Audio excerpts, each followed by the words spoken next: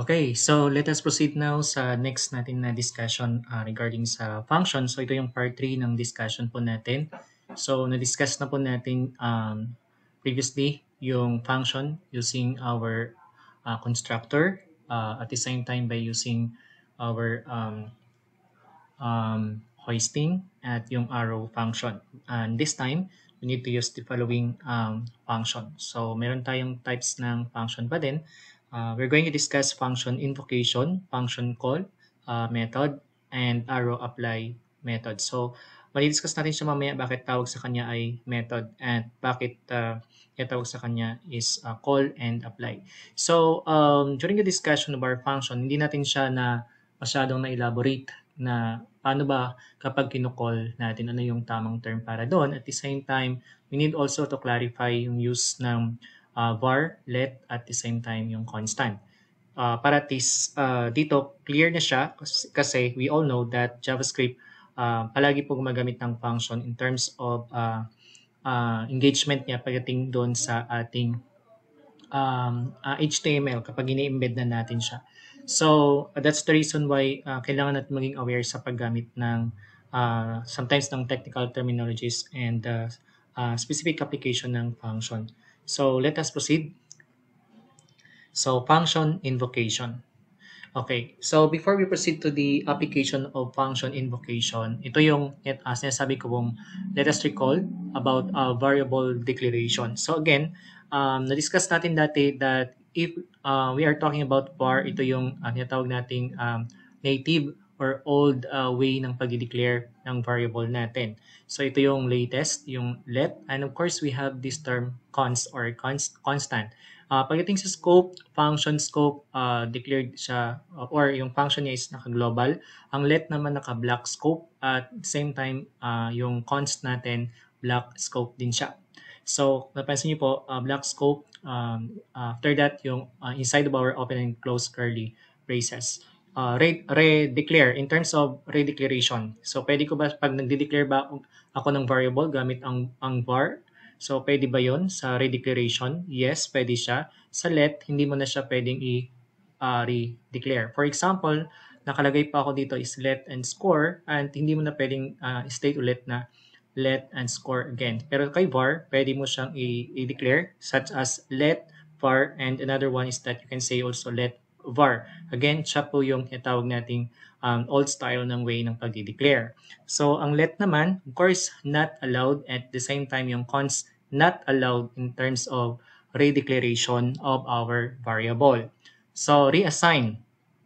Okay, sa reassign natin, so reassign allowed si var at the same time allowed si let pero hindi siya allowed pagdating kay constant. So, ano yung reason? Because of that, naka-state dyan in terms of use.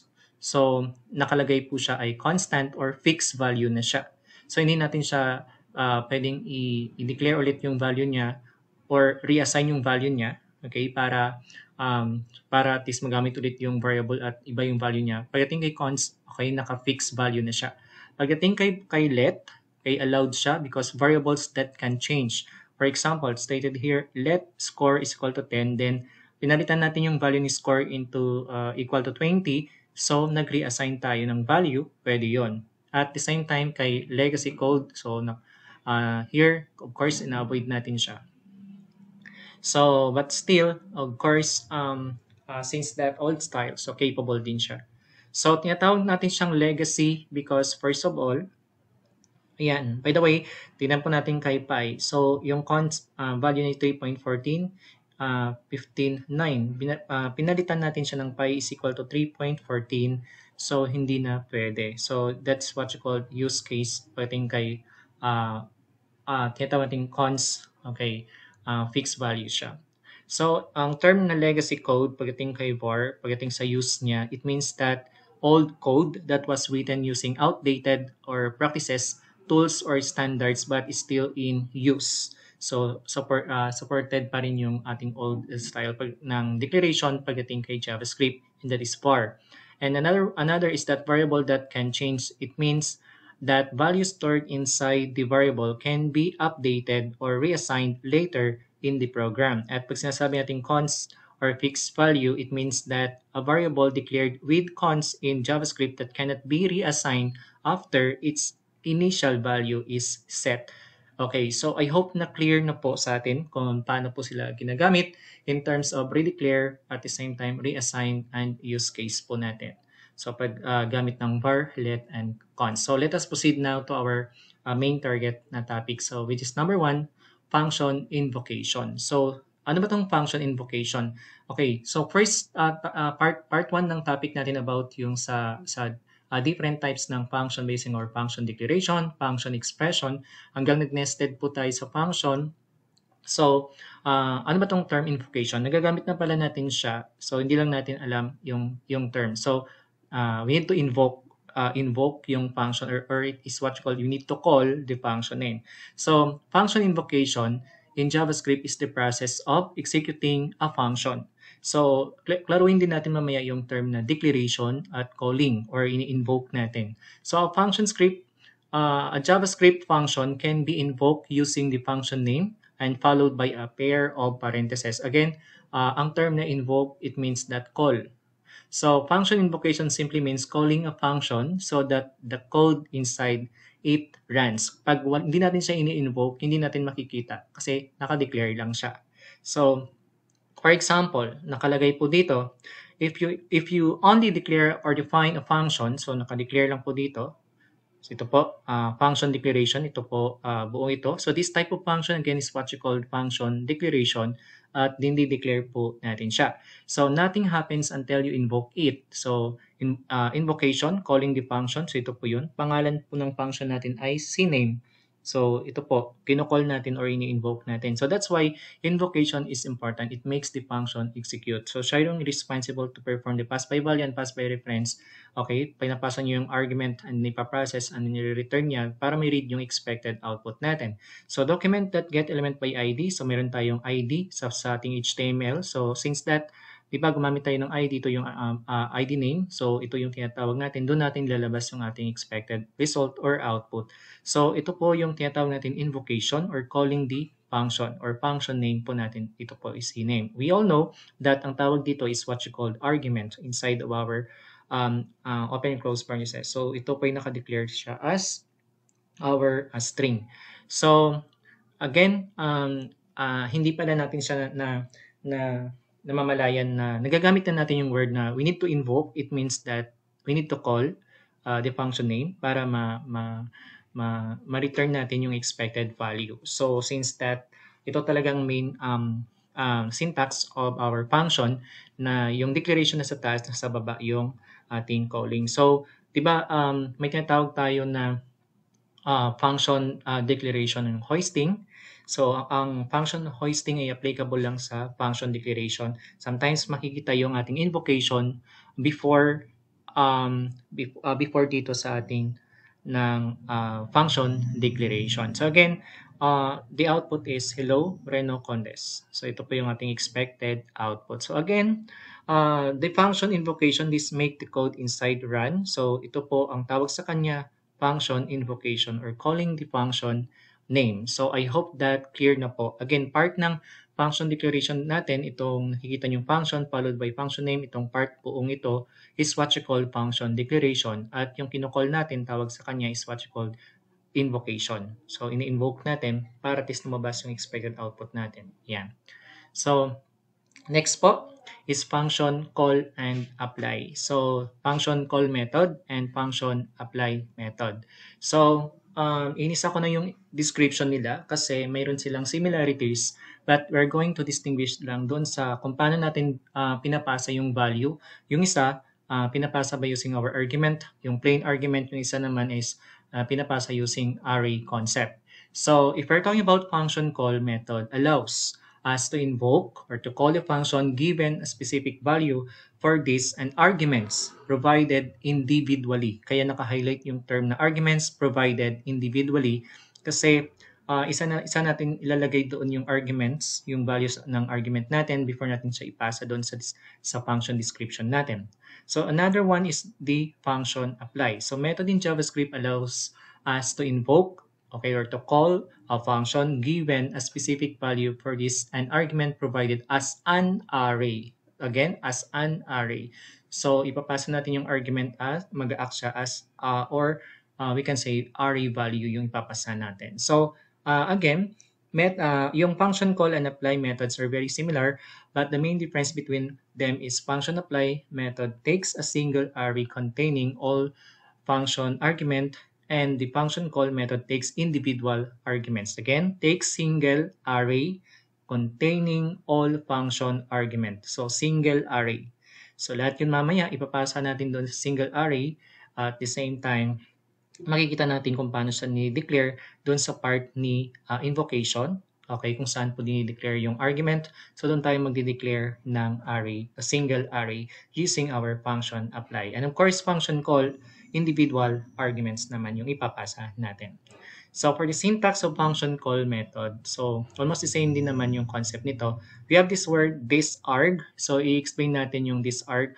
It represents the context for the function. It is an object whose properties or methods we need to access using this keyword inside the function. Kailangan natin itong word na this kapag nag-group yung value or naka-declared siya as object. So, nasa object-oriented concept. So, makikita natin mamaya kung paano siya.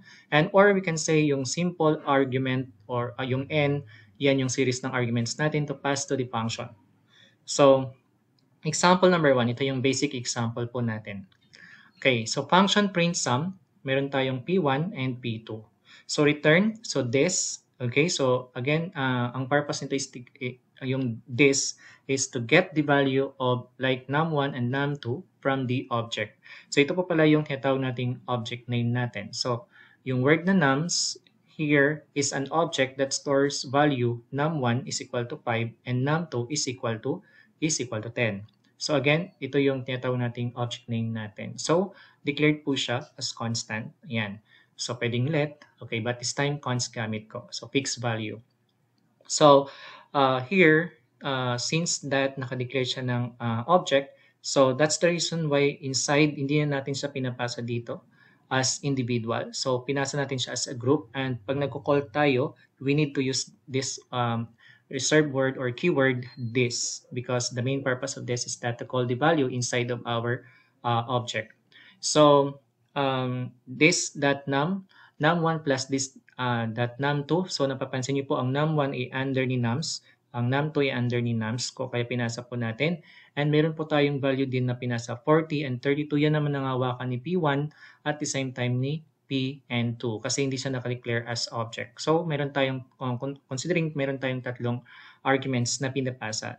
But, okay, so ito po ay naka-object. So, pinapasa lang natin siya so that may read nitong print sum, but ang approach niya ay isang object siya. So, that's the reason why kapag tinanggal natin this.num1, yung this mismo or num1 lang, hindi niya nababasahin as parameter. Hindi niya makikita because wala naman tayong pinasa na value dito po sa ating parameter.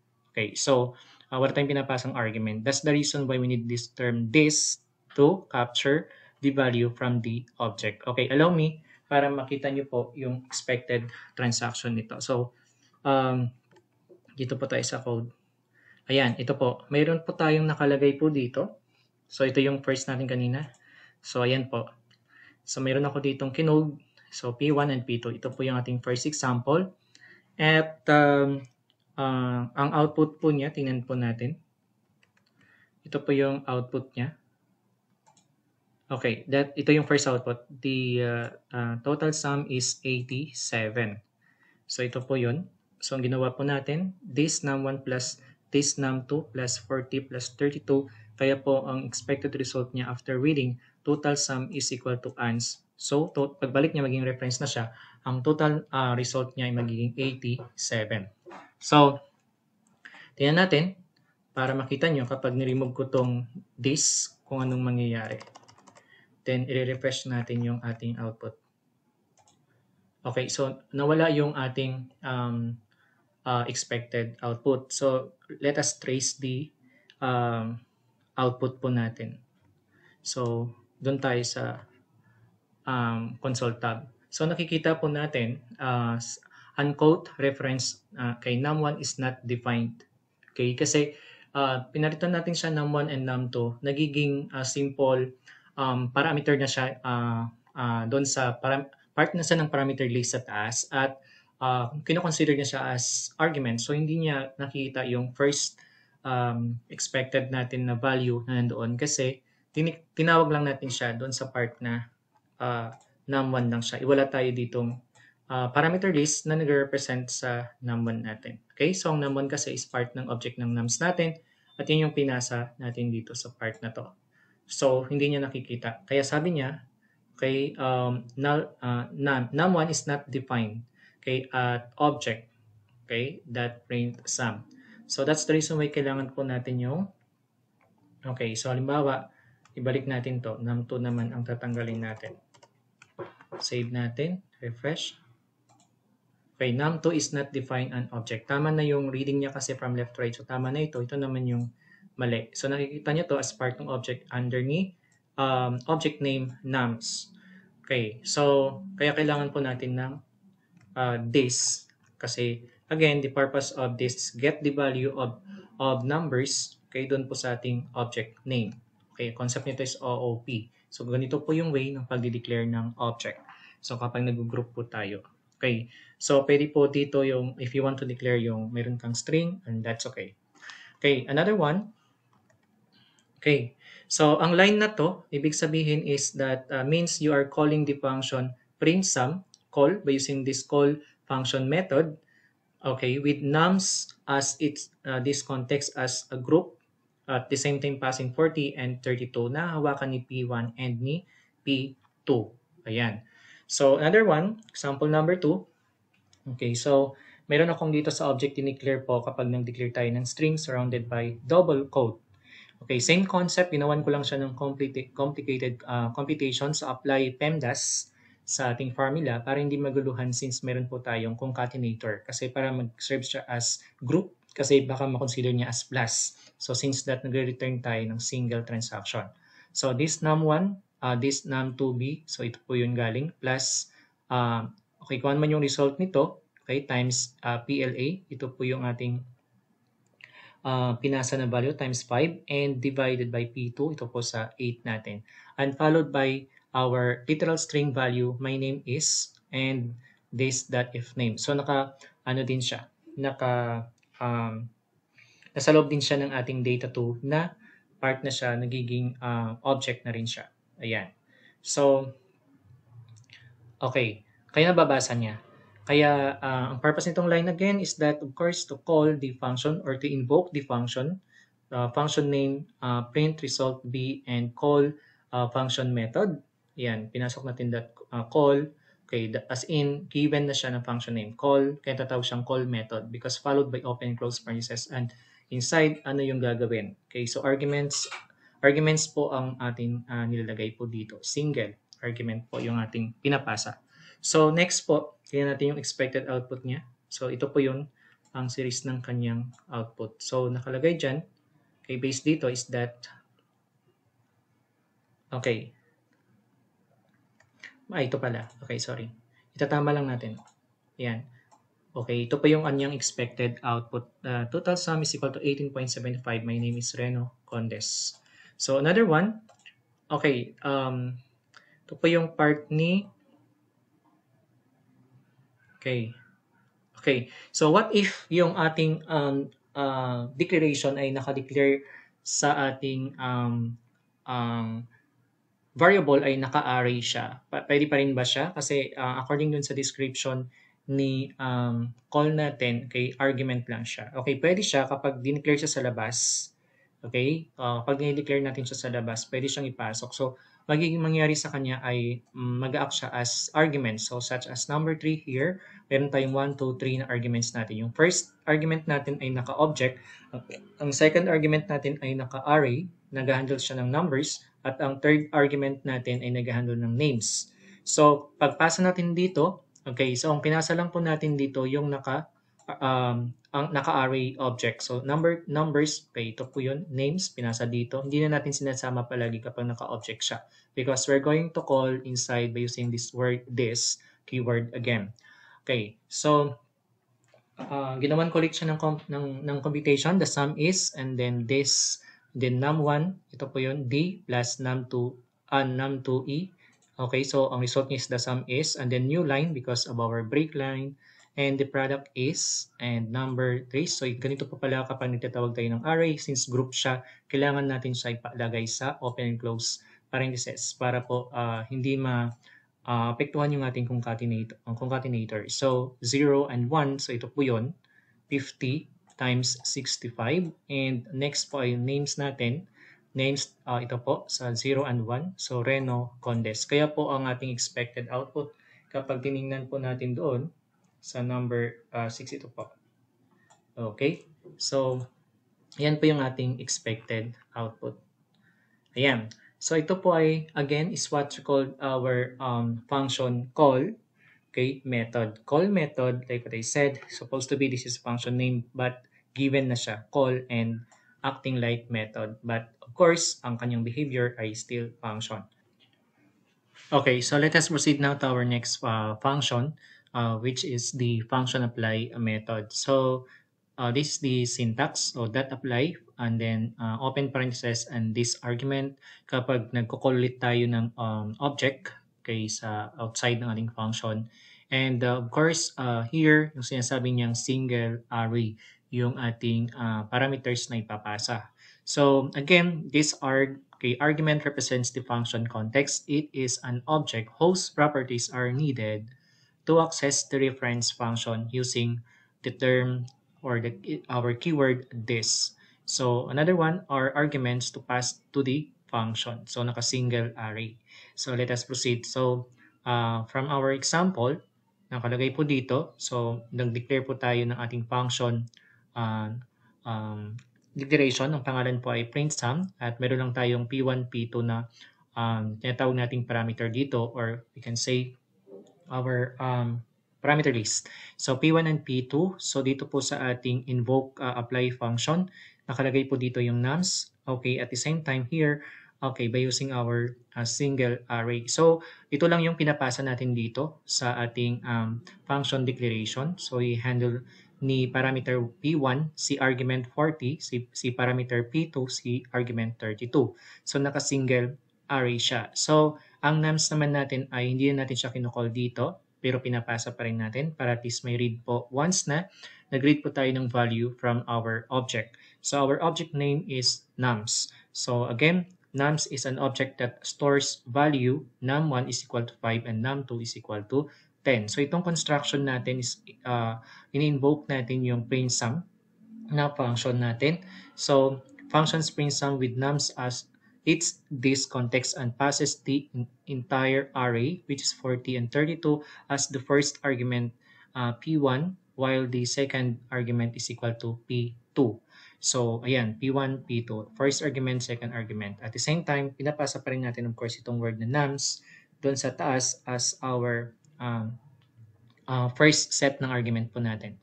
So, kapag nag-read tayo ng output, dito po sa ating output, so here, total sum is, and then same concept po, since that naka-object ito outside, so by using this .num1, ma-add po natin siya. So, P1 and P2, ganito po yung pagre-read po pag once na naka-declare po dito as array, so mag-act lang siya as argument. Okay, so another one, by using our declaration ng array. Paano kung naka-declare siya outside as array at ipapasa ulit natin siya as an argument as an array again. So here, the sum is, and this .num1, this plus this .num2b, nanggaling po sa ating data2 na object. So concept ng object-oriented again. So num1a is equal to 10, num2b is equal to 20. And of course, the product is nakalagay dito numbers 2, index 0, and index 1. Nandito po yan galing sa declaration ng let numbers 2 equal to 50, 65, and 30. So ganito po pag once nag-declare tayo ng array, okay, using our single array. And names, Reno, Condes, and Hantok, ito po yung name 0 and name 1. So palagi po natin tandaan kapag once na meron tayong formula or complex na transaction, pag dito po sa return, palagi po always nasa loob siya ng open and close parentheses para po may read po siya natin as single object na ipiperform po yung concept ni PEMDAS. Kasi para hindi malito yung ating concatenator. So next is, paano niya nababasa? So we have names 1. So pag pinasa dito sa ating object. So names2, ito po yung series ng ating um, a variable na nag-handle po ng number, list ng value po na naka-array siya, at names naman po naka-array siya na nag-handle ng text natin. So ipasa natin dito. So kaya po hindi natin sinama yung data2 kasi ano natin siya, object natin siya. So ito lang yung pinapasa natin sa taas, okay, as an argument, array, single array argument. So numbers 2, so pinarehas ko na lang po sila, and names 10. So pwede nyo palitan yan if you want. But pagdating sa reading, of course, we're going to read name, okay, then followed by here numbers, and we have here 0 at 1. Okay, so ito po siya, babasahin po natin. So since that naka-declare po siya as an array, so i-compute na niya. At the same time, here ibabasahin niyo yung ating name. Okay, same concept. It calls the print result function using our data2. So here po as an object, as this pass numbers to and names as argument in an array concept, then stores the return result in ans2. So ito po yung ating explanation sa pag-invoke ng ating function using our apply function method. So by the way, apply po ito. So i-change ko yung name nito. Supposed to be this function is apply. I hope na nagigets po natin kung paano po yung application ng apply method po natin. Okay? So thank you for watching and God bless.